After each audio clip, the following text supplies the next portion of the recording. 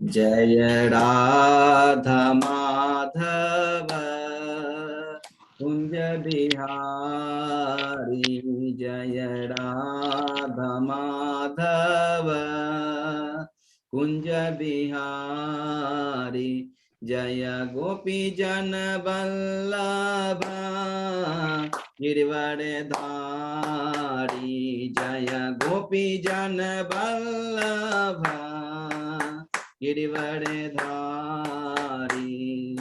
यशोदानंदन ब्रज जन रंजन, यशोदानंदन ब्रज जन रंजन, यमुना तीरा वनचारी, यमुना तीरा वनचारी, जय राधा माधव कुंज बिहारी, जय राधा माधव कुंज बिहारी, हरे कृष्णा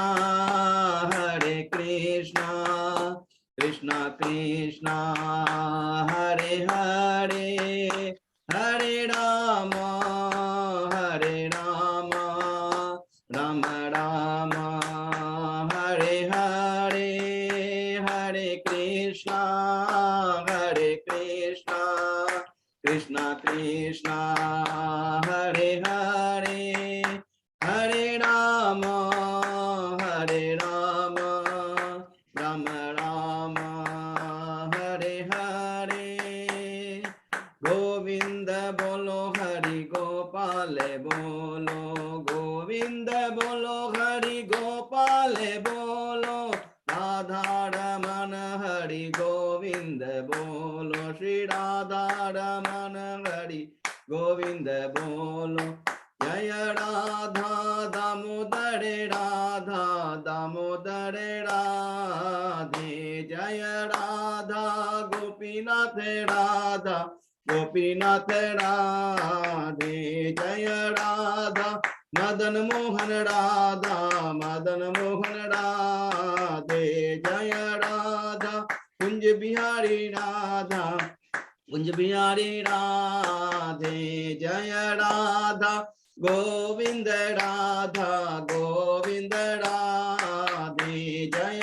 राधा माधव राधा माधव राधे, जय राधा केशव राधा केशव राधे, जय राधा मधुसूदन राधा मधुसूदन राधे, जय राधा रस बिहारी राधा रस बिहारी राधे, जय जगन्नाथा जय जगन्नाथा, जय बलदेवा जय सुभद्रा, जय गौरानिताय गौरानिताय गौरानिताय, जय गौरानिताय, जय जय प्रभुपाद प्रभुपाद प्रभुपाद, जय श्रीला प्रभुपाद, जय जय गुरुदेव गुरुदेव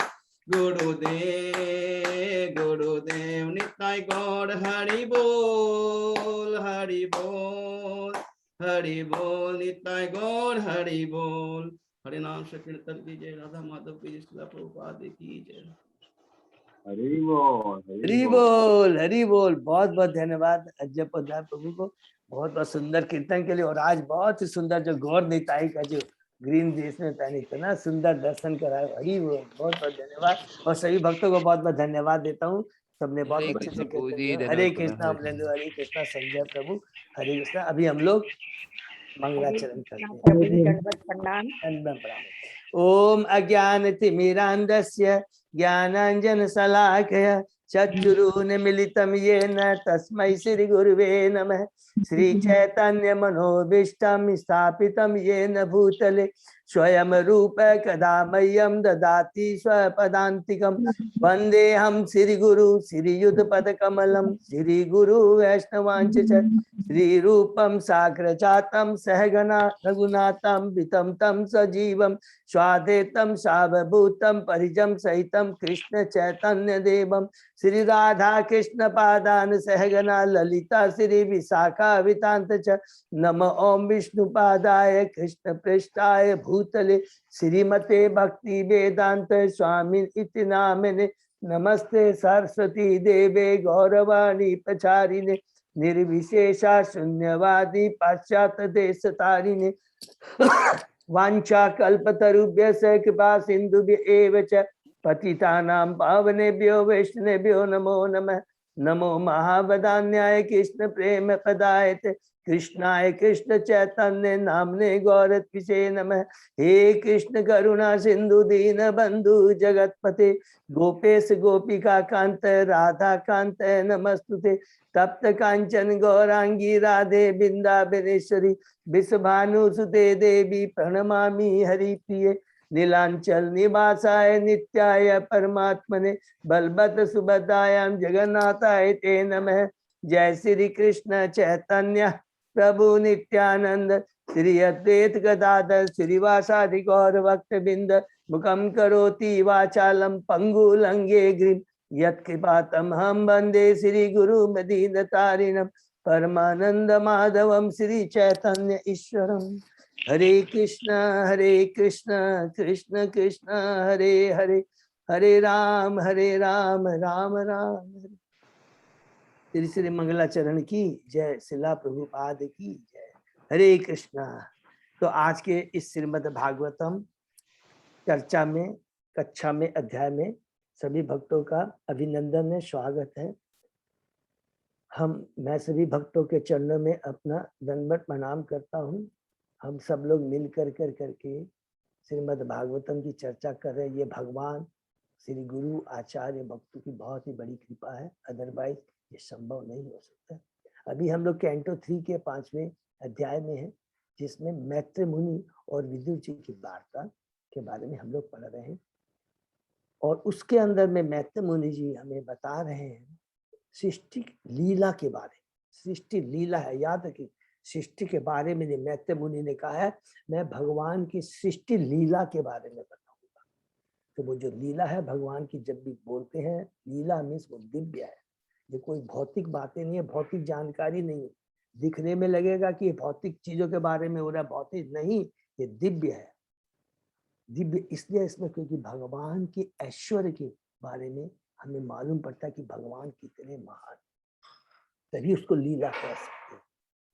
और उसके पहले हम लोगों ने 4 अध्याय कंप्लीट किए हैं, जिसमें पहले अध्याय में विदुर महाराज के प्रश्न हैं। और प्रश्न उनके एक्चुअली जो है वो किनसे है, उद्धव जी के संग। लेकिन जब हम कैंटो 3 में प्रवेश किए थे तब परीक्षित महाराज जी ने और जो सोनक ऋषि थे उन्होंने क्या कहा था, विदुर जी की मैत्र से मुलाकात कब और कहाँ हुई और उनके बीच क्या वार्तालाप, जो कि हम लोग को 5वें अध्याय में आकर करके हम लोग को वो चीज मिलती है। लेकिन उसके पहले वो हमें जानना जरूरी था, क्योंकि सुखदेव गोस्वामी जी बताना चाहते थे कि भाई मैत्र मुनि से मिलने के पहले विदुर जी किससे मिले थे, उद्धव जी से। और उद्धव जी ने ही विदुर जी को मैत्र मुनि के पास में भेजा था। तो भागवत बहुत ही एकदम साइंटिफिक, एकदम अच्छे से बताया, पूरा एकदम प्रॉपर कोरिलेशन है। और उसी पर जब हम देखते हैं प्रथम अध्याय में विदुर जी के जो प्रश्न किनसे, उद्धव जी से, मैत्र मुनि से नहीं है। तो वो प्रश्न किससे है, भगवान से संबंधित है। भगवान से अलग अलग बारे में पूछते हैं विदुर जी, जैसे ही मिलते हैं उनके बारे में पूछते हैं, भगवान के बारे में, भगवान के भक्तों के बारे में बहुत डिटेल में हमने पढ़ा। और उसके बाद में पहला अध्याय में केवल प्रश्न है विदुर जी के, किससे, उद्धव जी से। और इसीलिए कहा विदुर जी के प्रश्न तुरंत प्रश्न है भगवान से संबंधित होते हैं, इसलिए तुरंत उद्धव जी क्या है, दूसरे अध्याय में हमने देखा कि भगवान जी के जो विदुर जी के जो प्रश्न है उद्धव जी के प्रति, उसका उद्धव जी उत्तर देते हैं। शुरू में उत्तर नहीं दे पाते हैं क्योंकि भगवान से संबंधित है, वह अपनी मानव से उतर करके आध्यात्मिक स्तर पर पहुंच जाते हैं, दिव्य चेतना में पहुंच जाते हैं। लेकिन जब वो मानव स्तर पे आते हैं तो एक एक करके विदुर जी के प्रश्न का उत्तर देते हैं। संक्षेप में हमने पढ़ा कि सबसे इम्पोर्टेंट बताते हैं, विदुर जी को सबसे पहला जो उत्तर देते हैं, तुमने जो कुशलता के बारे में पूछा, जहाँ भगवान श्री कृष्ण नहीं है वहां हम कुशल कैसे रह सकते, हम अनाथ हैं। भगवान के बिना कोई भी नाथ नहीं हो सकता, नहीं हो सकता। याद हम सोचते हैं कि हम नाथ हैं, लेकिन बिना भगवान, भगवान के भक्त, बिना भगवान की भक्ति के हम अनाथ रहते हैं, असुरक्षित रहते हैं। सदैव काम, क्रोध, मोह, भस से हम लोग ग्रसित रहते हैं। ये हमेशा याद रखें। इसलिए कहते हैं कि भगवान रूपी सूर्य का अस्त हो चुका है। हे विदुर, दुख की बात है कि यदुवंश भी जो है भगवान के जो संबंधित है, परिवार के सदस्य, वो भी भगवान कृष्ण को नहीं समझ पाए। हमारी भी वही अवस्था है, हम नहीं समझते हैं कि भगवान कौन है। हम अपने को मालिक, डूअर समझते हैं, हम लोग क्रिएटर अपने को समझते हैं, हम लोग अपने को इंजॉयर समझते हैं, और ये हमारे दुख का कारण है। ये हमेशा हम याद रखेंगे कि एक जो हमारा वास्तविक जो स्थिति है उसको हमें नहीं भूलना है, और उसको याद रखें कि जीवन स्वरूप हो कृष्ण नित्य दास। और ये यदि हमारे को सदैव मन में बना रहेगा, स्थापित रहेगा, तो हम कभी भी अपने को असुरक्षित महसूस नहीं कर पाएंगे। भौतिक दृष्टि से कभी कभी लगता है मेरे पास ये नहीं है, ये टेम्परेरी है। वास्तविक सुरक्षा कहाँ है कि कृष्ण की कृपा, वो वास्तविक सुरक्षा प्रदान करते हैं कृष्ण के भक्त। उसके बाद में बहुत अलग अलग बताते हैं ब्रिज वासियों के संग भगवान ने कैसी लीलाएं की, किस प्रकार उन्होंने पुतना का कृपा किया, किस प्रकार उन्होंने शिशुपाल पर कृपा किया। और उसके बाद में कृष्ण की अलग अलग लीलाओं के सीक्वेंस में बताते 25वें श्लोक से कैंटो 2 अध्याय 2 से कि भगवान किस प्रकार मथुरा में जन्म लेते हैं, वृंदावन में जाते हैं, वृंदावन में अलग अलग लीलाएं करते हैं, असुरों का वध करते हैं खिलौनों की तरह। इतना सुंदर बड़े जो श्लोक में लिखा है, जिसका खिलौनों को बच्चे तोड़ देते हैं, उसी तरह उन्होंने उसी तरह बड़े बड़े असुरों का वध भगवान श्री कृष्ण ने कर दिया। इस प्रकार उन्होंने गोवर्धन की लीला के माध्यम से ब्रजवासियों पर 7 दिन तक कृपा की। किस प्रकार उन्होंने ब्रज बालाओं के साथ रास लीला दी। वृंदावन की लीलाओं के वर्णन करने के बाद हम तीसरे अध्याय में प्रवेश करते हैं, वृंदावन के बाद भगवान की लीला, जिसमें किस प्रकार उन्होंने कंस का वध किया। अलग अलग हम लोग पूरे डिटेल में पढ़ा, किस प्रकार उन्होंने सांदीपनि मुनि से दीक्षा ली। उससे शिक्षा क्या मिलती है, गुरु बनाना बहुत जरूरी है।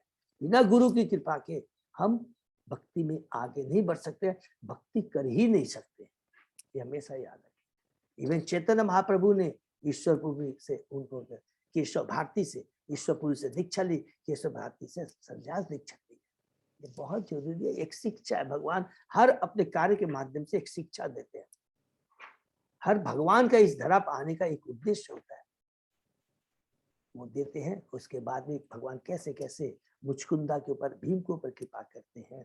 काले वाले आयन को मरवा कर करके भीम के हाथों में क्या नाम है, जो भीम किसको, जरासंध को किस प्रकार उन्होंने मरवा कर करके उन पर कृपा की, भक्तों को ग्लोरीफाई किया। कुरुक्षेत्र के युद्ध में अर्जुन को ग्लोरीफाई किया, युधिष्ठिर महाराज को सिंहासन पर स्थापित किया। उसके बाद में यहाँ से जाने की तैयारी कर लेते हैं, लेकिन तैयारी करने के पहले यदुवंशियों का जो किस प्रकार से धरा से पलायन होता है, ये बहुत बड़ी लीला है। इसमें बहुत बड़ी शिक्षा यही है कि सबसे बड़ी कि भगवान जी बताते हैं कि अगर वैष्णव के प्रति अगर कोई अपराध होता है तो वह मैं बर्दाश्त नहीं कर सकता।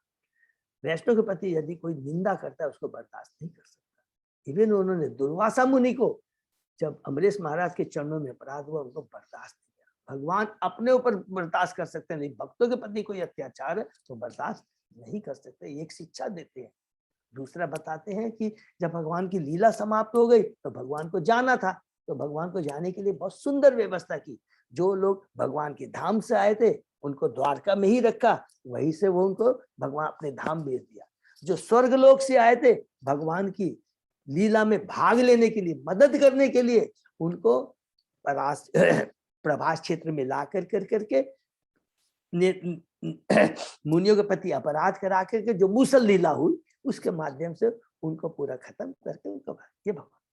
उसके बाद में हम लोगों ने पढ़ा कि किस प्रकार भगवान ये लीला करने के बाद में वापस आ जाते हैं सरस्वती नदी के पहले। उसके पहले एक जो प्रश्न है इम्पोर्टेंट जो था, हम लोग को याद रखेंगे कि वो प्रश्न में था कि जब परीक्षित महाराज का बहुत इंपॉर्टेंट प्रश्न था।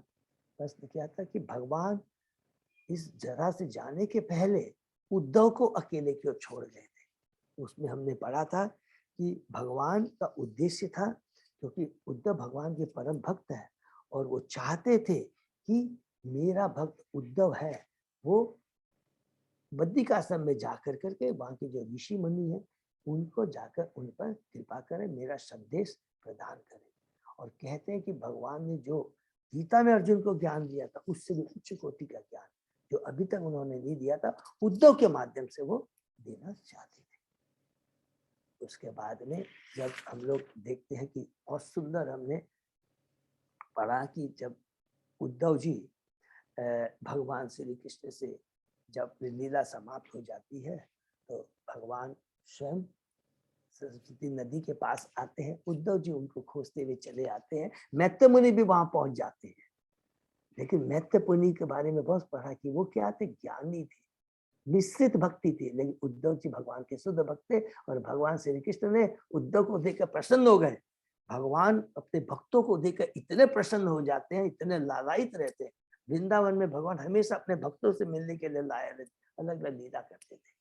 कहते हैं उद्धव ये तुम्हारा अंतिम जन्म है, तुमने मेरे दर्शन की तुमने इच्छा की थी, आज तुम्हें मैं दर्शन दे रहा हूँ। तुम्हें जो मैंने ब्रह्मा जी को जो चतुश्लोकी भागवत सुनाई थी वही ज्ञान मैं तुमसे, उससे भी उच्च कोटि का ज्ञान मैं तुम्हें प्रदान करूंगा। ये कह करके उद्धव जी याद करते हैं भगवान की शब्दों को और भगवान को कहते हैं तुम्हारी ये विरोधी जो तुम्हारी लीला है मुझे भ्रमित कर देती है, बड़े बड़े मुनि और ऋषियों को भ्रमित कर देती है। परम ज्ञानी परम त्यागी होने के बाद भी गृहस्थ जीवन व्यतीत करते हैं, काल आपसे डरता है, आप मुझ जरासंध से डर के भाग जाते हैं। तो किस प्रकार आप द्वारका में रह करके 16,108 यानी से अभ्यास कर करके किस पर ऊपर कृपा करते हैं। आपकी सब कुछ बात छोड़ दीजिए, सबसे बड़ी इंपॉर्टेंट बात मुझको आता है, इतने परम ज्ञानी होने के बाद भी मुझसे एडवाइस लेते हैं, ये मैं कभी नहीं भूल सकता। आप परम ज्ञानी होकर वेदांत के क्रिएटर हैं, उसके बाद में मुझको कहते हैं हे उद्धव बताओ कि मेरे को एक प्रॉब्लम में फंस गया हूँ। मैसेज आया, दो दुविधा है, एक तो क्या है कि मथुरा से आया कि जरासंध अत्याचार कर रहा है और उधर रुक्मणी मेरे को बुला रही है, मैं क्या करूं। इतना सुंदर है, तो बोलते वो मेरे को एडवाइस पूछते हैं, उसको मैं कभी भूल नहीं सकता। उसके बाद में अंत में कहते हैं कि मुझे आप दिव्य ज्ञान प्रदान करो। भगवान दिव्य प्रदान करते, ये उद्धव जी याद करते हैं, विदुर को बताते हैं 4वें अध्याय में। और उसके बाद में भगवान उद्धव जी बद्रिकाश्रम चले जाते हैं और इधर में विदुर जी चले आते हैं यमुना नदी में मैत्रेय मुनि से मिलने के लिए, क्योंकि उधर में जब ये लीलाएं बोलते हैं तो विदुर जी इतने ज्यादा कृष्णमय हो जाते हैं, कहते हैं कि हे उद्धव मैं तुम्हें अपना गुरु बनाना चाहता हूँ। उद्धव जी कहे नहीं, ये मर्यादा अतिक्रम हो जाएगा। ये बहुत बड़ी हमारे लिए शिक्षा है, जब भी कोई सीनियर डिवोटी पढ़ाओ, हम कितने ही ज्ञानी हो, याद करें चेतना में परिवर्तन ज्ञान से नहीं आता है, चेतना में परिवर्तन आता है कि भक्ति के प्रति, भक्तों के प्रति आपकी कितनी श्रद्धा है। उद्धव जी जानते थे कि मैत्रेय मुनि मुझसे सीनियर है, विदुर जी मुझसे सीनियर है, इसलिए विदुर जी को मैत्रेय मुनि से ज्ञान प्रदान करना चाहिए। और इस प्रकार वो कह करके उनको भेज देते हैं हरिद्वार, इनको विदुर जी को, और खुद चले जाते हैं बद्रिकाश्रम। हम 5वें अध्याय में प्रवेश करते हैं, जिसमें कि पहला ही प्रश्न जब विदुर जी मैत्रेय मुनि से मिलते हैं, कहते हैं एक ही चीज, और यही चीज देखिए सारी पूरी भागवत हमको याद करना पड़ेगा, रिपीट करना पड़ेगा, कि जो उच्च कोटि का भक्त होता है, श्रोता वक्ता होता है, श्रोता को तभी आनंद आता है जब वक्ता भी उसी के लायक हो, कृष्ण की भक्ति में जुड़ा हो। तो विदुर जी आते ये नहीं बोलते हैं कि मेरी ये प्रॉब्लम नहीं, सबसे पहला वही प्रश्न है, बद्ध जीवों का कल्याण कैसे हो। ये बद्ध जीव भौतिक जगत में आकर सुख की खोज करता है। सुख किसमें खोजता है? सकाम कर्मों में खोजता है। लेकिन जितने सकाम करते करते जाता है उतना ही वो दुविधा में फंसता जाता है, क्योंकि उतने ही कर्म फल उसको जकड़ लेते हैं। उस कर्म फल को भोगने के लिए बार बार भौतिक जगत में आना पड़ता है। और हे मैत्री मुनि, इन बद्धियों को कल्याण करने यही आप जैसे ही महान मुनि परोपकारी इस जगत में विचरण करते रहते हैं, और इसके अलावा आपके आने का कोई दूसरा कारण नहीं है। आप मुझे भगवान की दिव्य लीलाओं के बारे में बताइए। मैंने व्यासदेव मेरे पिता हैं, उनसे मैंने सुना है, लेकिन उनने जो सुना है, जो महाभारत, जो पुराण उन्होंने लिखा है, उन महापुराणों में सीधा संबंध भगवान से संबंध रखने वाली उसमें लीलाएं कथाएं नहीं है। और सेम चीज नारद मुनि ने व्यासदेव को भी कहा था, और सेम चीज विदुर जी भी यहाँ पर रिपीट करते हैं। मुझे तो वो लीलाएं सुनाइए जो केवल कृष्ण से संबंधित हो, और जिस प्रकार अग्नि में जितना भी आप डालो, कुछ भी डालो, वो ना नहीं बोलती है, उसी प्रकार भगवान की लीलाएं इतनी मधुर और आकर्षित है कि जितना भी सुनते जाएंगे हमारे को तृप्ति नहीं होती है। इस तरह कह कर करके उनसे रिपीट करते हैं, और उसके बाद में बहुत इंपॉर्टेंट चीजें बताते हैं कि भगवान बहुत कृपालु है, भगवान की लीला अपरा है। लेकिन इस भौतिक जगत में चाहे सत्वगुणी हो, ये बहुत इंपॉर्टेंट सुनेंगे, चाहे कोई सत्वगुणी हो, चाहे रजोगुणी हो, चाहे तमोगुणी। रजोगुणी क्या करता है? वो सोचता है कि भगवान किस लिए बने हैं? हमारी भौतिक इच्छाओं को पूर्ति करने। जो सत्वगुणी पर जो ज्ञानी है, ध्यानी है, वो क्या सोचते हैं? भौतिक जगत दुखालय है, इससे निकल जाना है, यही जीवन का लक्ष्य है। और वो किस पर दया करते हैं? अरे ये सकाम कर्मी है, देखो सकाम कर्म में फंसे हुए हैं। अपनी पोजीशन नहीं देखते हैं कि तुम्हारी भी पोजीशन सही नहीं है। उन पर कौन कृपा करते हैं? ध्यानियों पर भक्त लोग कृपा करते हैं। भक्त कहते हैं, अरे मूर्ख, तुम लोग इस भौतिक जगत से छुटकारा पाने का प्रयत्न तो करते हो, लेकिन यह किससे तुमको जुड़ना है वो तुमको मालूम नहीं है। भक्त बोलता, भगवान से जुड़ा बिना, जब तक हम भगवान से नहीं जुड़ेंगे हम सुरक्षित नहीं हो सकते। ये एक शिक्षा इवन ज्ञानियों को है, ये हमेशा याद है। हम सपोज कीजिए किसी मेले में फंस गया बच्चा, ठीक है, ज्ञानी बोलते तुम उस मेले से निकल जाओ, हम निकल गए, लेकिन मेले से निकलने के बाद में भी सुरक्षित है। फिर आकर के हमको बहुत माया दबोच लेगी, कोई पाखंडी आकर हमको लो। जब तक उस बच्चे को उसके माँ बाप तक नहीं पहुंचा दिया जाए तब तक वो सुरक्षित नहीं होता है। इसलिए ज्ञानियों, तुम जब तक भगवान से जुड़ोगे नहीं तब सुरक्षित नहीं हो। ये बहुत बड़ी शिक्षा देते। और इसके बाद में वो कहते हैं कि मुझे सृष्टि लीला के बारे में सुनाई। 16वें श्लोक से स्टार्ट करते हैं, मुझे सृष्टि लीला के बारे में। अब यहाँ पर मैत्री मुनि बोलना शुरू करते हैं और कहते हैं, हे विदुर, देखिए बोलने के पहले ये वक्ता सच बात बोलता है, वो दिल से बोलता है। ऐसा नहीं कि बनावटी, भक्ति में कोई बनावटीपना नहीं होता। ये हमेशा वो कहता है कि विदुर जी, तुम जैसे महान भक्त जो सदैव कृष्ण में रहते हो, और तुम्हारा बैकग्राउंड क्या है? तुम व्यासदेव के पुत्र हो। देखिए माँ बाप के संस्कार के बारे में बताता है कि जैसे माँ बाप के संस्कार, जैसी मनोवृत्ति होगी, वही चेतना को लेकर बच्चा जन्म लेता है। तो तुम उच्च कोटि के हो गई, और तुम तो साधारण जीव नहीं हो, तुम तो यमराज हो। तो मंडूक ऋषि के अभिशाप के चलते तुम यहाँ पे आए हो। तो यमराज का भी पोस्ट क्या है?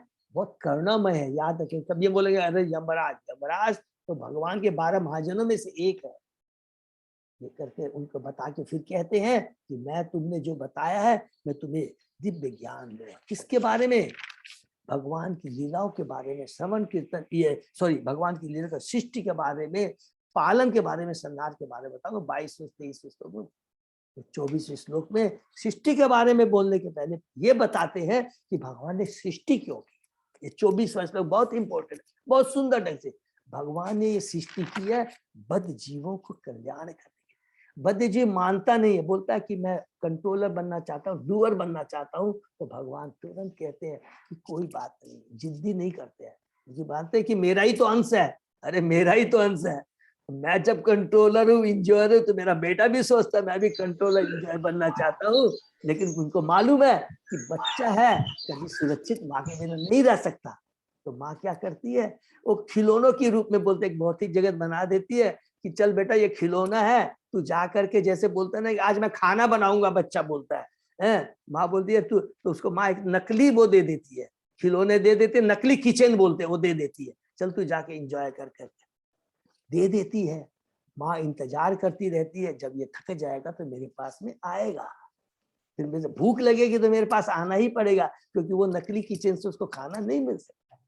तो भगवान भी उसी तरह बोलते हैं, ठीक है तू बोलता है कि मैं कंट्रोलर बनना चाहता हूँ, सब कुछ क्रिएटर बनना चाहता हूँ, तो ये भौतिक जगत को बनाते हैं, लेकिन इतने कृपालु होते हैं, सारी व्यवस्था करते हैं, हम सोच नहीं सकते। ये बात बताते 24 लोक में मैत्र मुनि खुद सारी व्यवस्था करते हैं, और उसके बाद में भगवान जीव ये भौतिक जगत की सृष्टि करते हैं।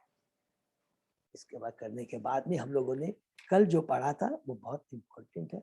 यहाँ से सृष्टि के बारे में शुरू करते हैं, कैसे कि परम पुरुष पुरुषावतार के रूप में, कानोदक्षाय के रूप में भगवान जो प्रधान है, जिसको क्या बोलते हैं सब लोग याद करके, भौतिक प्रकृति, वो शाश्वत है, प्रधान है, जो अप्रकट अवस्था में रहती है, भगवान उसमें दृष्टिपात करते हैं, वो महत्व में कन्वर्ट होता है। और सबसे पहले भगवान क्या है, बद्ध जीवों को, याद रखेंगे बहुत इंपॉर्टेंट है, पहले बद्ध जीवों को पिग्नेट करते हैं, इम्प्रिग्नेट करते हैं, और वो बद्ध जीवों को इम्प्रिग्नेट करने के बाद में जो एलिमेंट बनाते हैं, और वो जो एलिमेंट से पृथ्वी अग्नि जल अलग अलग अभी डिस्कस किए थे, वो बना के बाद में प्रकृति उन एलिमेंट को लेकर उन जीवों को शरीर प्रदान करती है।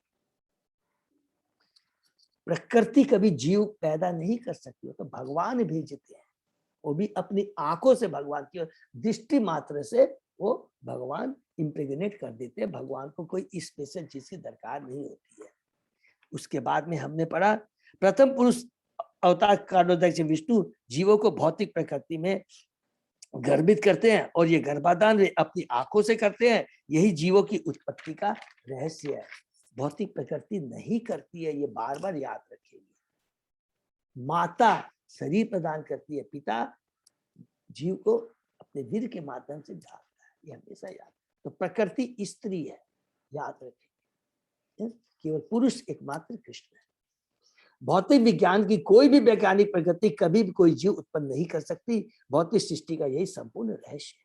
उसके बाद में कहते हैं कि प्रधान से भगवान उस समय क्या कहता है, रजोगुण तमोगुण सतो, ये तीन जो गुण रहते हैं इनएक्टिव रहते हैं, फिर भगवान दृष्टि डालते हैं, वो महत्वत्व में होता है। अर्थात जो प्रधान है, कह सकते हैं कि जो गोडाउन का ताला लॉक रहता है, जैसे भगवान सृष्टि डालते हैं, तीन गुण एक्टिव होते हैं, वो ताला खुल जाता है। अर्थात महत्वत्व का मतलब हो गया, अब वो जो बंद था, जो अप्रकट थी जो प्रकृति, वो अप्रकट हो जाती है। अब उस महत्वत्व के पे फिर भगवान की सृष्टि पड़ती है, तो क्या होता है, अहंकार, मिथ्या अहंकार, जिससे हमने बताया था, वही हमारे बंधन का कारण है, वही इस भौतिक जगत में भगवान क्रिएट करने का कारण है।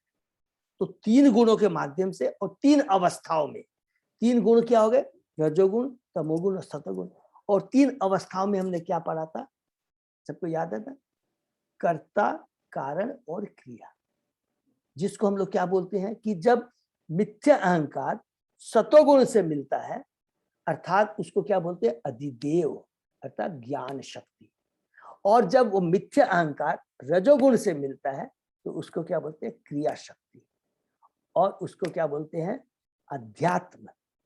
और जब वही फॉल्स ईगो रजो तमोगुण से मिलता है, उसको क्या बोलते हैं, द्रव्य शक्ति।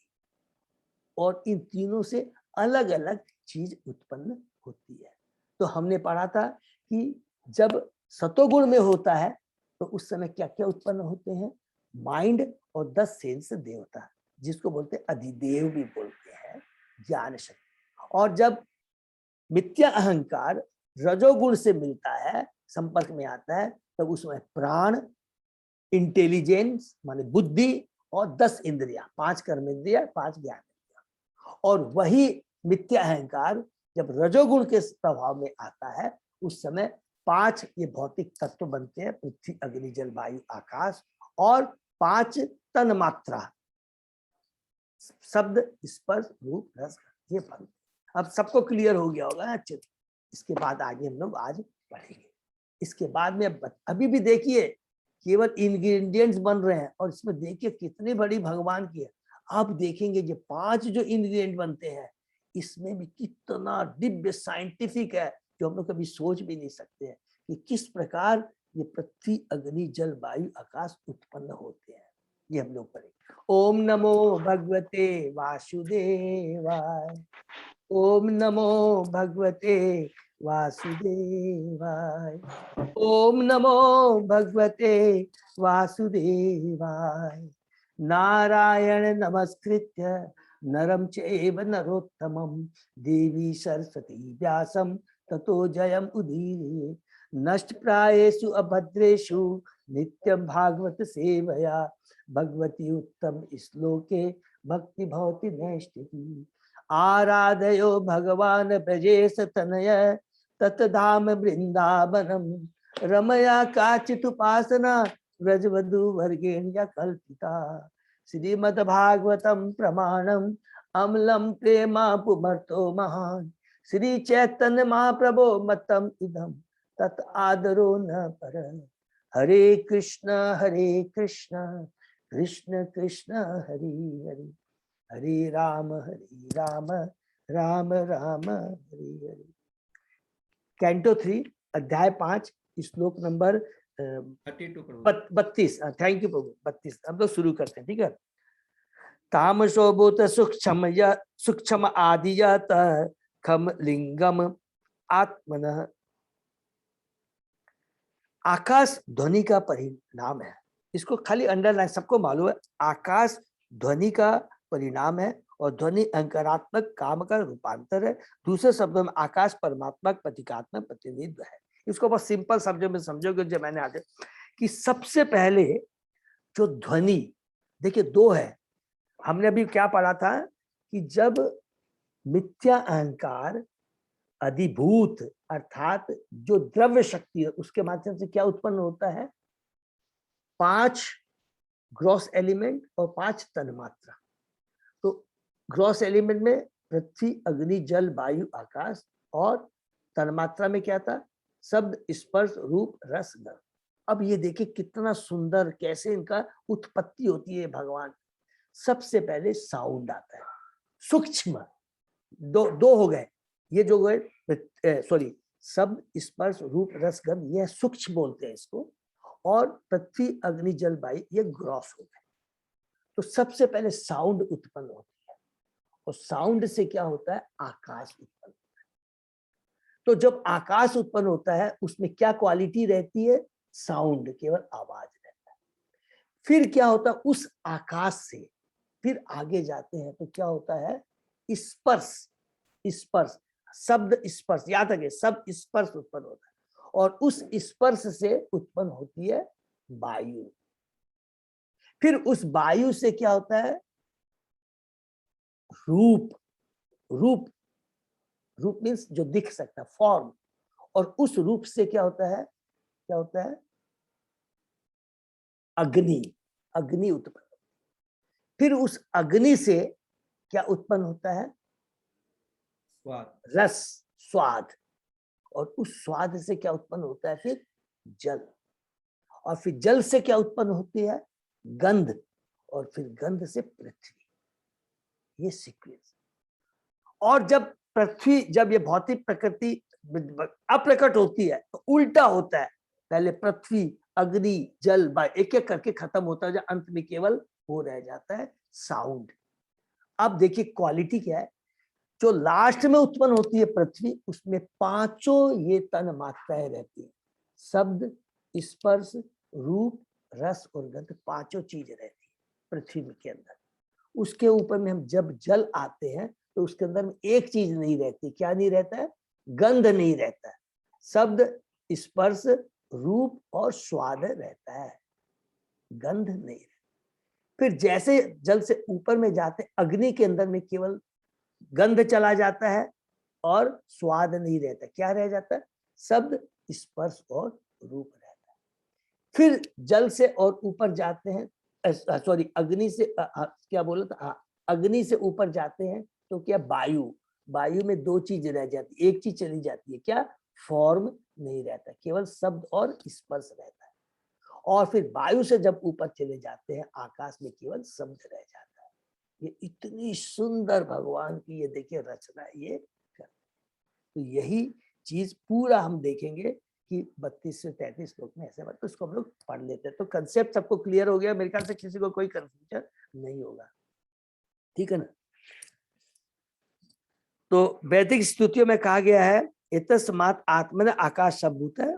कुछ टेक्निकल चीजें वहां प्रभुपाद जी बताते हैं, तो कोई खास बात नहीं। हम लोग आकाश परमात्मा की प्रतीकात्मक अभिव्यक्ति, जो लोग रजो तथा तमोगुण के अहंकारी है वे भगवान की अनुभूति नहीं कर सकते, उनके लिए आकाश परमात्मा प्रतीकात्मक अभिव्यक्ति है। जो रजोगुणी तमोगुणी है ये सब चीज को नहीं समझ सकते। अब हम लोग जो पढ़ रहे हैं याद रखें, क्योंकि भगवान कितने महान है, भगवान कितने बड़े साइंटिस्ट है, कितनी बड़ी उनकी रचना है, जो कि एक साइंटिस्ट सोच भी नहीं सकता है, सोच भी नहीं सकता है। ठीक, ये भागवतम जो पढ़ेगा तो उनको समझ में आएगा। नेक्स्ट, काल माया अंश योगे न भगवत वीक्षितम नभ नभशे अनुस्थितम स्पर्शम विकुरुवत निर्ममे अनिलम। तत्पश्चात भगवान ने आकाश पर नित्य काल तथा बहिरंगा शक्ति से अंशतः मिश्रित दृष्टिपात किया और इस तरह स्पर्श की अनुभूति विकसित हुई, जिससे आकाश में वायु उत्पन्न हुई। क्लियर है जो हम लोग ने डिस्कस किया, पहले साउंड, उससे आकाश, फिर आकाश से स्पर्श, स्पर्श से फिर क्या है, वायु उत्पन्न हुई। सारी भौतिक सृष्टियां सूक्ष्म से स्थूल बनती है, इसको अंडरलाइन कर लेंगे। सारी भौतिक सृष्टियां सूक्ष्म से स्थूल बनती है, पहले सूक्ष्म बनता है उसके बाद में स्थूल बनता है। पहले साउंड बना, उसके बाद में स्थूल आकाश बना, उसके बाद में पहले स्पर्श बना और उसके बाद में वायु बनी, उसके बाद में फॉर्म बना, रूप बना, उसके बाद में अग्नि बनी, उसके बाद में स्वाद बना, तब जल बना, उसके बाद में गंध बना, उसके बाद में पृथ्वी बनी। ठीक है ना, ये चीज यहाँ बोल रहे हैं प्रभुपाद।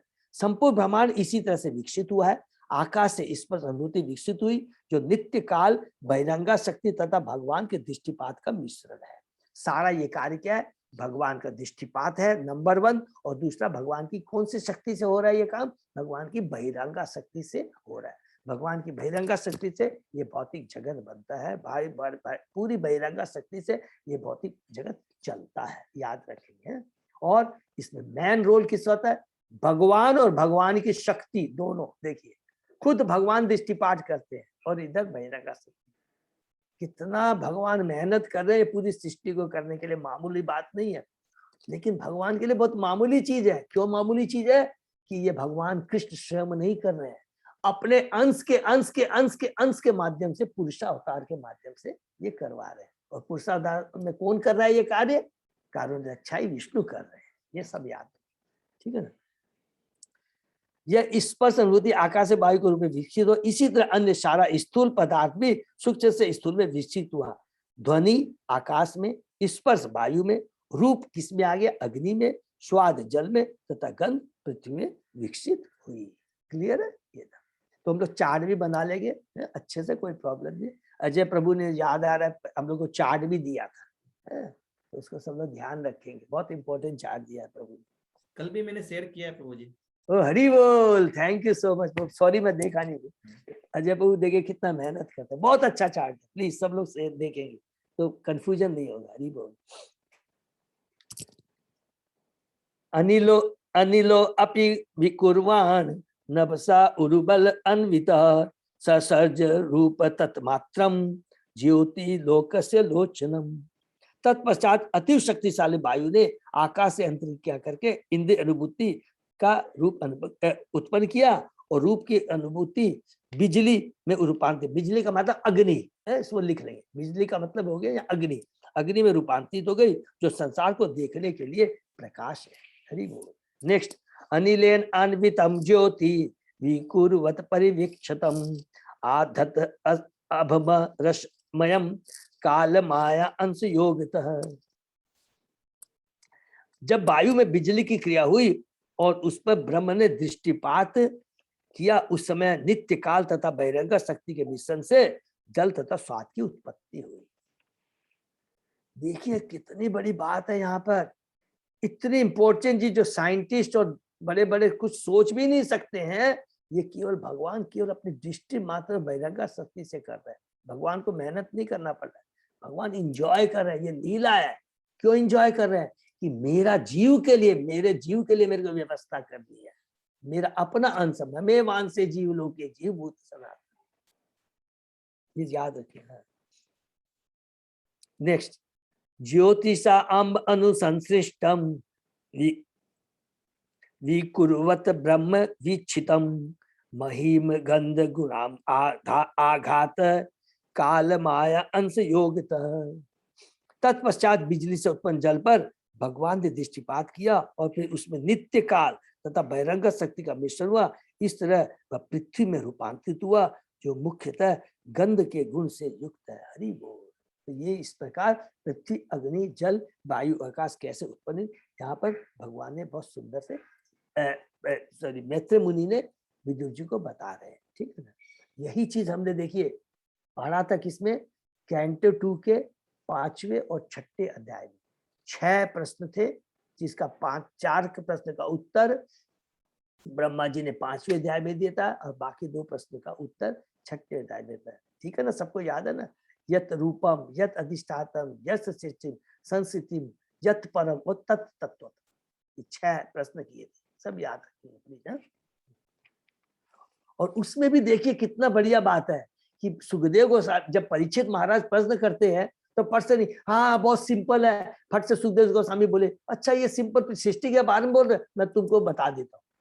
वो पहले भगवान को ग्लोरीफाई करते हैं परीक्षित महाराज, सॉरी सुखदेव गोस्वामी जी। अरे तुमने परीक्षित महाराज इतना सुंदर प्रश्न किया है भगवान की सृष्टि के बारे में, पूरा 4थे अध्याय में कैंटो 2 में पूरा ग्लोरीफाई करते हैं भगवान को। सुखदेव गोस्वामी इतने महान है, और फिर क्या कहते हैं, मैं उत्तर नहीं दूंगा, ये तो मेरे से जो महान है मेरे पिता, समझे कि जो मेरे गुरु, सॉरी ब्रह्मा जी और नारद जी के बीच में जो वार्ता हुई उसके माध्यम से तुमको बताऊंगा। बहुत सुंदर तरीके से उन्होंने बताया। सेम चीज यहाँ पर मैत्रेय मुनि, कितना भगवान की सृष्टि लीला इतनी आसान नहीं है, बहुत उच्च कोटि की। तात्पर्य पढ़ते हैं, ऊपर श्लोकों में भौतिक तत्वों के वर्णों से यह स्पष्ट हो जाता है कि सभी अवस्थाओं में अनसंयोगों तथा परिवर्तनों से भगवान के दृष्टिपात की आवश्यकता पड़ती है। प्लीज इसको अंडरलाइन कर लें कि कोई भी देखिए ये प्रकृति सोचेगी भौतिक प्रकृति मैंने सब कुछ कर दिया, नहीं, ये भौतिक प्रकृति में जो कुछ भी आया है इसमें केवल भगवान के दृष्टिपात की आवश्यकता पड़ती है, और ये जितना भी परिवर्तन हुआ है ये भगवान की दृष्टिपात की आवश्यकता पड़ती है। प्रत्येक रूपांतर में भगवान के दृष्टिपात ही अंतिम पूर्णता प्रदान करता है। हरि बोल। वे एक चित्रकार की भांति कार्य करते हैं जो विभिन्न रंगों को मिलाकर उन्हें विशेष रंग में रूपांतरित कर देता है। जब कोई तत्व दूसरे तत्व से मिलता है तो इसके गुणों में वृद्धि होती है। उदाहरण आकाश वायु का कारण है। आकाश में ध्वनि नामक केवल एक गुण होता है, इसको बहुत अच्छे से पढ़ेंगे, यही मैंने पढ़ा। किंतु आकाश तथा भगवान के दृष्टिपात की अंतक्रिया से नित्य काल तथा बहिरंगा प्रकृति के मिलने से वायु उत्पन्न होती है, जिसमें 2 गुण पाए जाते हैं। कौन सा? शब्द और स्पर्श, ध्वनि तथा स्पर्श। इसी तरह वायु उत्पन्न हो जाने पर आकाश तथा वायु की अंतक्रिया काल तथा भगवान की बहिरंग शक्ति के स्पर्श के कारण बिजली उत्पन्न करती है, माने अग्नि उत्पन्न करती है। और वायु तथा आकाश के साथ बिजली की अंतक्रिया काल, बहिरंग शक्ति तथा उन पर भगवान के दृष्टिपात के मिश्रण से जल उत्पन्न करती है। और जल के अंदर में सबको मालूम है कि 4 गुण रहते हैं, शब्द, स्पर्श, रूप और रस। आकाश की अंतिम अवस्था में केवल 1 गुण रहता है, वह है ध्वनि। वायु में 2 गुण रहते हैं, ध्वनि तथा स्पर्श। बिजली में 3 गुण होते हैं, ध्वनि, स्पर्श तथा रूप। और जल में 4 गुण होते हैं, ध्वनि, स्पर्श, रूप तथा स्वाद। भौतिक विकास की अंतिम अवस्था माने पृथ्वी फलित होती है, जो समस्त 5 गुणों अर्थात ध्वनि, स्पर्श, रूप, स्वाद तथा गंध से युक्त होती है। यद्यपि वे विभिन्न पदार्थों से भिन्न भिन्न मिश्रण है, किंतु ऐसे मिश्रण स्वतः नहीं बन जाते, जिस तरह की जीवित चित्रकार के स्पर्श के बिना रंगों का मिश्रण स्वतः नहीं हो पाता। यह स्वतः प्रणाली वास्तव में भगवान के दृष्टिपात रूपी स्पर्श द्वारा क्रियाशील होती है। समस्त भौतिक परिवर्तनों में सजीव चेतना ही निर्णायक होती है। इसको प्लीज अंडरलाइन कर लें। समस्त भौतिक परिवर्तनों में सजीव चेतना ही निर्णायक, सजीव चेतना माने भगवान ही निर्णायक होते हैं, अपने आप ये नहीं होता है। इस तथ्य का उल्लेख भगवत गीता में नियमित हुआ है। मया दक्षिण प्रकृति सुयते स चराचरम हेतु नानेन कौन्ते जगत उदी परिवर्तन। निष्कर्ष यह है कि भले ही भौतिक तत्व सामान्य जनों की दृष्टि में आश्चर्यजनक रीति से कार्य करे, किंतु उनका क्रिया व्यापार वस्तुतः भगवान के निरीक्षण में होता है, भगवान के गाइडेंस में, सुपरविजन में होता है। जो लोग भौतिक तत्वों के परिवर्तनों को ही देख सकते हैं और उनके पीछे भगवान के अदृश्य हाथों का अनुभव नहीं कर सकते, वे निश्चय कम बुद्धि वाले व्यक्तित्व होते हैं। हरि बोल, इसको अंडरलाइन कर दें। जो बड़े बड़े साइंटिस्ट होते हैं कि मैंने ये कर दिया, मैंने हाइड्रोजन और ऑक्सीजन से मिलकर देखो पानी बना दिया। अरे मूर्ख, हाइड्रोजन कहाँ से आया, ऑक्सीजन कहाँ से आया, ये कभी तुम लोगों ने बताया ये चीज? इसीलिए कहता है ये लोग मूर्ख है, अज्ञानी है। इसलिए भगवान का जो शुद्ध भक्त है वही वास्तव में ज्ञानी है। अब ये पढ़ने के बाद में हम कोई बोल सकता है कि भगवान का जो भक्त है वो क्या साइंटिस्ट नहीं, ज्ञानी नहीं है? वो पूरी चीज बता सकता है कि ये सृष्टि कैसे हुई, ये सारे अव्यय कैसे आए, सारी चीज वो बता सकता है। बड़ा बड़ा दार्शनिक, बड़ा बड़ा साइंटिस्ट, डॉक्टर नहीं बता सकता, सोच भी नहीं सकता इस चीज को। और भले ही वे महान भौतिक विज्ञानियों के रूप में विज्ञापित किए जा रहे हो, भले ही उनको नोबेल पुरस्कार मिल रहा हो कि ये बहुत बड़ा साइंटिस्ट है, ये है, भगवान का भक्त सबसे बड़ा ज्ञानी है। ठीक है, नेक्स्ट। भूतानाम नव आदीनाम यत यत यत भव्य अवर वरम तेषां पर संसर्गा यथा शक्यम गुणान विदु। हे सौम्य, आकाश से लेकर पृथ्वी के सारे भौतिक तत्वों में जितने सारे भिन्न तथा श्रेष्ठ गुण पाए जाते हैं, ये भगवान के दृष्टिपात के अंतिम स्पर्श के कारण होते हैं। जो कुछ भी होता है ये भगवान। तो अभी हम लोग ने पढ़ा पूरी सृष्टि के बारे में, कैसे मिथ्या अहंकार से अलग अलग हमने पढ़ा, सतोगुण रजोगुण तीन गुणों के प्रभाव से तीन अवस्था में अधिभूत, अधिदेव और अध्यात्म के माध्यम से कैसे 23 तत्व उत्पन्न होते हैं, और स्पेशली ये जो 5 ये जो है ग्रॉस एलिमेंट है, इनमें किस प्रकार सब किस तरह समन्वय होता है, ये सुंदर ढंग से यहाँ पर बताया मैत्रेय मुनि ने विदुर जी को, और प्रभुपाद ने बहुत सुंदर ढंग से तात्पर्य से एक्सप्लेन करके हमारी सारी चीज को अच्छे से क्लियर कर दिया है। नेक्स्ट। एते देवा कला विष्णु काल माया अंश लिंगिन नानात्वात् स्वक्रिया निशा प्रोचु प्रांजल्य विभुम। उपर्युक्त समस्त भौतिक तत्वों के नियंत्रक देव भगवान विष्णु के शक्त्याविष्ट अंश है। वे बहिरंगा शक्ति के अंतर्गत नित्य काल द्वारा देह धारण करते हैं और वे भगवान के अंश हैं। चूंकि उन्हें विश्व के विभिन्न कार्य सौंप दिए गए थे और चूंकि वे उन्हें संपन्न करने में असमर्थ थे, अतः उन्होंने भगवान की मनोहारी स्तुतियां निम्नलिखित प्रकार से की। हरि बोल, ये बहुत ही इंपॉर्टेंट श्लोक है। देखिए हमने क्या पढ़ा कि जब मिथ्या अहंकार सतोगुण में होता है तो अधिदेव अर्थात ज्ञान क्रिया के माध्यम से, ज्ञान की अवस्था में किन की उत्पत्ति होती है? माइंड एंड 10 सेंस देवता। अब ये जो 10 सेंस देवता उत्पन्न हुए हैं, क्या लिखा है? ये भगवान के अंश है।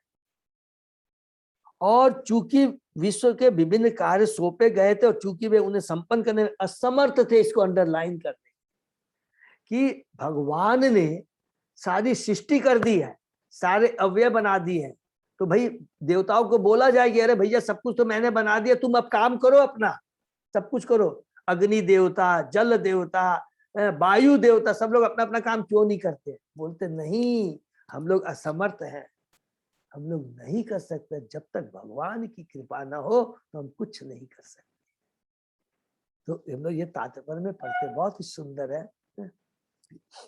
विश्व के मामलों की व्यवस्था के उच्चतर लोकों में निवास करने वाले विविध नियंत्रक देवताओं की धारणा काल्पनिक नहीं है, जैसा कि अल्प व्यक्ति प्रस्तावित करते।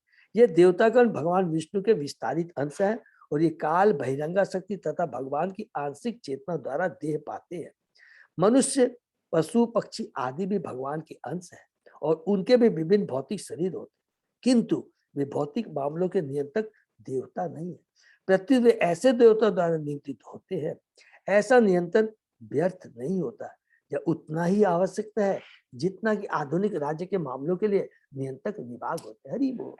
तो यहाँ पर बता दिया कि देवताओं का इंपॉर्टेंस बता रहा है, लेकिन क्या बता रहा है, देवता भी स्वतंत्र नहीं है, देवता भी भगवान के अंश हैं। हम भी भगवान के अंश है, देवता, पशु, पक्षी सब लोग अंश है।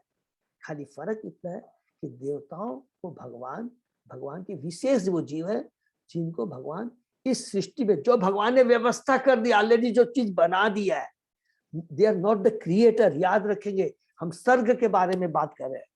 They are not the creator only. अब इनका काम क्या है, ये भगवान के आदेश को पालन करेंगे। भगवान ने इनको जो कुछ भगवान ने भौतिक जगत में बना दिया है, उसको कैसे तुमको मेंटेन करना है, कैसे सुचारू रूप से चलाना है, उसके लिए भगवान ने इन देवताओं को अलग अलग पोस्ट दिया है। तो देवताओं की भी पोजीशन, तो आज देखिए इसके माध्यम से हमको अपने बद्धजीव की पोजीशन, देवताओं की पोजीशन, भौतिक प्रकृति की पोजीशन, सबके बारे में एकदम क्रिस्टल क्लीन हो गया है। ये all are dependent on Krishna. वो भी कृष्णा के जो स्वांश है, पुरुषावतार है, उनके ऊपर है। तो कृष्ण कितने महान हम सोच सकते हैं, ठीक है ना। वे सभी भगवान के महान भक्त होते हैं, इसको भी नोट कर लेंगे, देवता भगवान के भक्त होते हैं। लेकिन याद रखेंगे, जो भी भौतिक जगत में होता है, चाहे वो सतोगुणी हो, चाहे रजोगुणी या तमोगुणी, उसका प्रभाव क्या होता है, माया वो बुद्धि को हमेशा बिविल्डर करती है। सतोगुणी विचार अच्छा है, खराब नहीं है, लेकिन जब तक सतोगुणी भगवान की भक्ति से नहीं जुड़ेगा, तो सतोगुण का हम लोग सदुपयोग नहीं कर सकते। हर चीज में भगवान को जब तक केंद्र में नहीं लाएंगे, तो ये तीन गुण हमेशा में नचाते रहेंगे। सत्वगुण में कभी आपको विचार आ सकता है कि देखो, मैं किसी पर अत्याचार नहीं कर रहा हूँ, मैं परोपकार, मैं की भावना रहती है। इस मैं की भावना के चलते ही कहते हैं तीन गुणों से बंधा, चाहे वो रजोगुण में हो चाहे तमोगुण में, मैं की भावना हमेशा रहती है। और इस मैं के चलते हम इस भौतिक जगत में आते हैं, और इसलिए हम लोग कहते हैं हम तीन गुणों में बंध जाते हैं। इसमें सत्वगुण भी इंक्लूड है।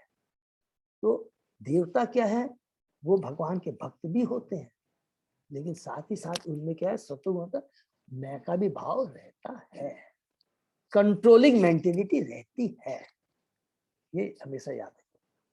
जिन्हें विश्व के मामलों के कुछ कार्य संपन्न करने का भार सौंपा जाए, कोई व्यक्ति यमराज पर क्रुद्ध हो सकता है कि वह पापी आत्माओं को दंड देने का प्रशासनिक कार्य करता है, किंतु यमराज भगवान के अधिकृत भक्तों में से है, 12 महाजनों में से एक है। सबको याद है ना, विदुर जी है खुद।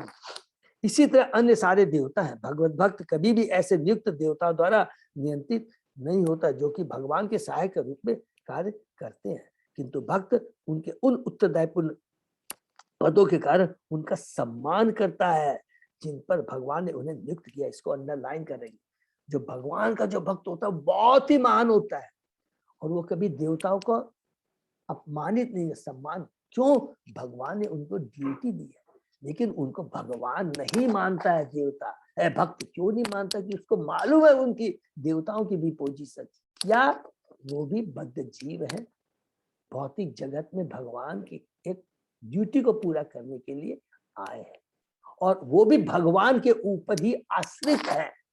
बिना भगवान के वो भी अपना कार्य नहीं कर सकते हैं। इसलिए मुझे किसकी शरण में जाना है? भगवान जो बोलते हैं। भगवान ने कभी नहीं कहा कि तुम देवताओं की शरण में जाए। याद रखेंगे 7वें अध्याय में भगवान ने बहुत किया, अल्प बुद्धि वाले ही जो भगवान की पूजा करते हैं। कभी भी भगवान ने कहीं भी नहीं कहा, क्योंकि भगवान तो कृपालु है। भगवान बोलते हैं देवताओं को तो मैंने इसलिए बनाया है भौतिक जगत में क्योंकि तुम बद्धजीव यहाँ पर आ गए हो, और ये देवता मदद करेंगे इस भौतिक जगत को चलाने में। इसलिए देवताओं का सम्मान करना है। ऐसे नहीं कि अरे तुम भी बद्धजीव है, मैं भी बद्धजीव हूँ, तुम भी 3 गुणों से बंधे, मैं भी। ऐसे नहीं है, उनका सम्मान करना है क्योंकि भगवान है। लेकिन उनको भगवान नहीं मानना, ये हमेशा याद है।